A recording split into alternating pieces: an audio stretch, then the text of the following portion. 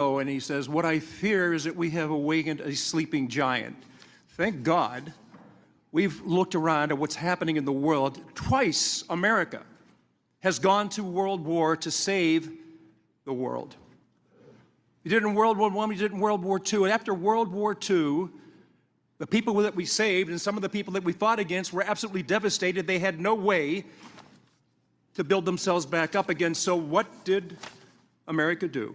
We opened our markets because we have always been the most generous people in the world, and we're always the first responder. No matter what happens anywhere in the world, who's there first? It's always the Yanks.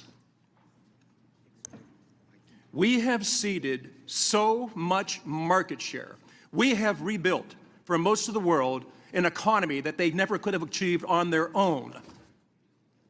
Now we're facing a situation with all of those who we've helped don't like us playing in their market. They love coming to America, but they don't want America coming to them.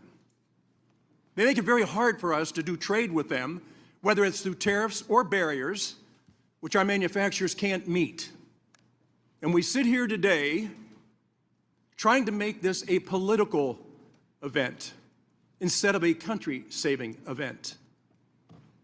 I come from a little town called Butler, Pennsylvania. Butler at one time was a home of a steel mill. Still is. We built railroad cars. Pullman was there. We built the first Jeep. We were known as that town. Blue-collar town. People get up in the morning, work hard, and what they look for is that chance to get some overtime.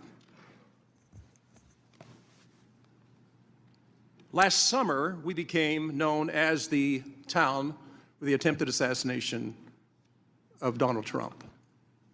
We're resilient. We always bounce back. We always will bounce back. And I got to tell you, I have some statements from the people that actually work every day, get up and go to work, and they're looking at a market that they're constantly losing market share in, and they wonder, who is going to stand up and do something? Who's finally going to talk about the real problems in America and quit talking about the stock market? Stop talking about all these other things, because I've watched it go up, I've watched it go down, I've watched it go sideways, I watched it where some people say, I don't like to play in that because I don't understand how it works. Here's the one thing I do know, and you know it too. It's all about work.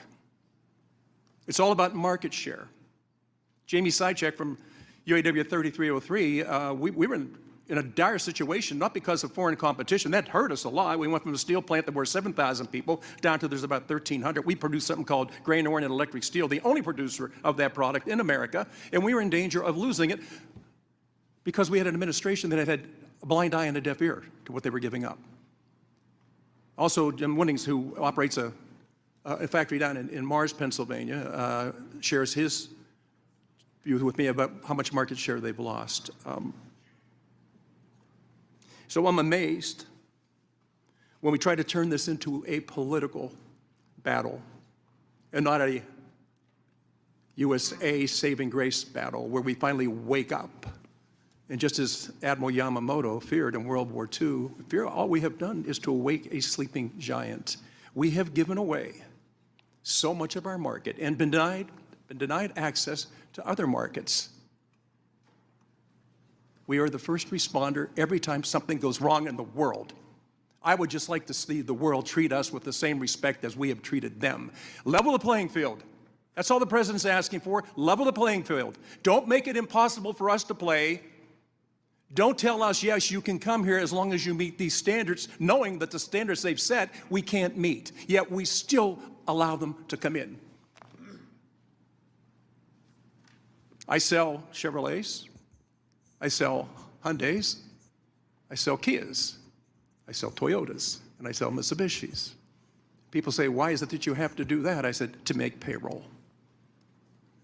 Most of these companies have factories in the United States, and they have come here to help build, not to tear down with American workers. I really applaud what you're doing. I applaud the President of the United States for having the backbone to stand up and fulfill a pledge that others have made before him. They've stood on the floor of the Congress and talked about this and railed about what's happening to our markets and done not a damn thing about it. He stands up into a stiff wind and says it's going to hurt for a while until we get back to where we need to be. It's always should be America first, and anybody that doesn't think that way, please tell me what the hell country you think you're going to take your wife and your kids to and your grandkids to. There is no other place in the world like America, and we have been so generous and so welcoming, and as I said earlier, we've saved the world twice. Now it's time for us to say to the world, if you want us to be the first responder, you can't keep stealing our market and not allowing us to play in yours. Ambassador, you've got a hell of a task in front of you. The biggest task you have is this has become a political agenda and not as saving the United States of America. America first, please, for everybody. I am red, white, and blue. I could care less whether you're a Republican or a Democrat.